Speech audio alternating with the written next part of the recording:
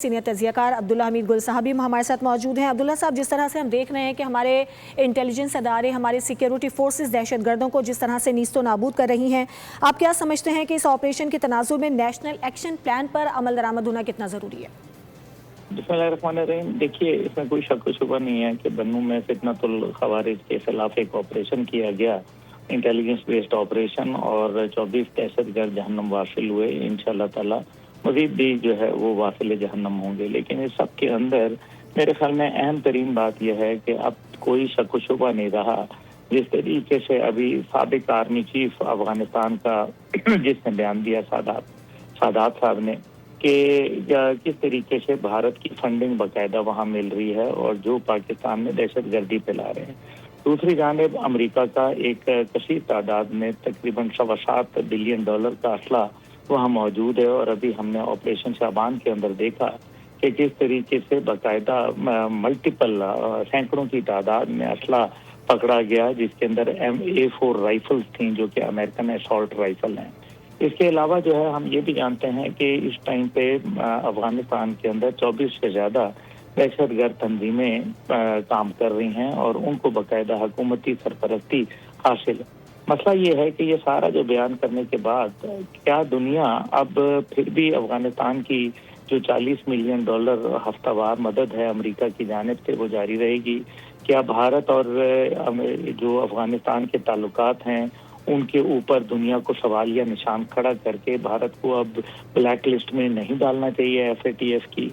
इसी तरीके से क्या रूस और अफगानिस्तान के दरमियान जो दिफाई डील की बात है, क्या अब उसको अख्ताम ज़रूरी नहीं है? क्योंकि इससे पाकिस्तान के बेगुनाह मासूम शहरी निशाना बनाए जा रहे हैं, हमारी सिक्योरिटी फोर्सेस को निशाना बनाया जा रहा है।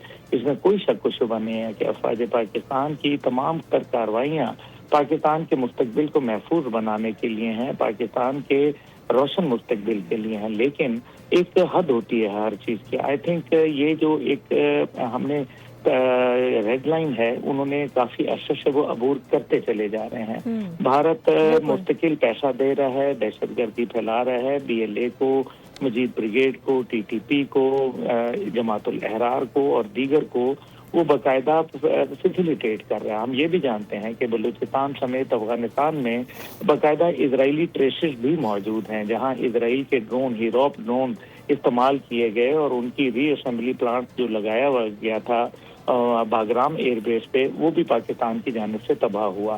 लेकिन इन सब का कहने का मकसद ये है कि ये तो पाकिस्तान की तरफ से एक तरफा कार्रवाइयाँ हैं। हमें पाकिस्तान को मीनिंगफुल सपोर्ट अभी तक किसी मुल्क की जानिब से नहीं आई, चाहे वो अमेरिका हो, चाहे वो यूरोप हो या कोई अरब दुनिया हो। असल मसला ये है कि पाकिस्तान ये तनतना दहशतगर्दी की एक बहुत बड़ी जंग है, दुनिया की सबसे बड़ी दहशतगर्दी की जंग लड़ रहा है। इंटरनेशनल टेररिज्म इंडेक्स के ऊपर पिछले 2 सालों से हम नंबर 1 के ऊपर आ रहे हैं, जो कि एक लम्हा फिक्रिया है। लेकिन इस सारे सिलसिले के अंदर अगर मगरिब उनकी इसी तरीके से पुष्टपनाही करता रहा और मगरिब का जो असला है वो वहाँ पाकिस्तान के खिलाफ इस्तेमाल होता रहा, तो जाहिर है ये गुरिल्ला वॉरफेयर एक फ़र्क है। अब मैं यहाँ ये भी ज़रूर कहना चाहूँगा कि हमें अपनी एक दफ़ा खारजा पॉलिसी को दोबारा असर-ए-नौ जायज़ा लेना पड़ेगा, क्योंकि वो ममालिक जो सिर्फ ज़बानी कलाम हमारी जो है वो सपोर्ट कर रहे हैं, अब हमें उनके साथ मेरे ख्याल में दो टोक बात करनी पड़ेगी। दूसरी जानिब दाखिला पॉलिसी के ऊपर हमें मेरे ख्याल में तब्दीली लानी पड़ेगी, क्योंकि मौजूदा दाखिला पॉलिसी जो है वो कोई ज़्यादा कामयाबी नहीं ले रही। आपका जो सवाल अहम तरीन था वो ये था कि नेशनल एक्शन प्लान। देखिए, नेशनल एक्शन प्लान के ऊपर जिन लोगों ने पिछले तकरीबन 1 दिहाई से ज़्यादा अरसे में अमल पैरा ना हो सके और किसी भी वजह से लहतो लाल से काम लिया, चाहे वो मौजूदा इस टाइम पे हुकूमतों में है या माजी में, मेरे ख्याल में एक पब्लिक इंक्वायरी उनके खिलाफ जुडिशल कमीशन बनना चाहिए, जिसकी वजह से पाकिस्तान को हज़ारों जानों का और अरबों डॉलर का नुकसान हुआ।